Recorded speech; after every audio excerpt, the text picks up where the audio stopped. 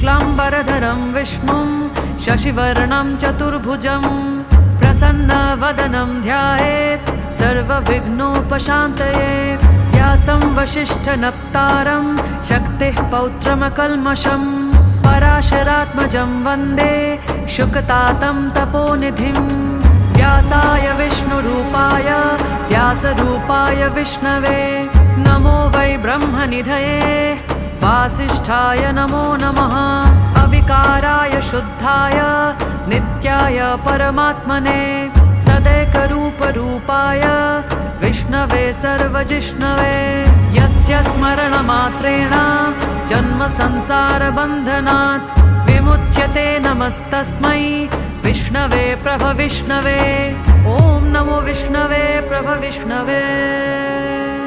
श्रीवैशम्पायन उवाच श्रुत्वा धर्म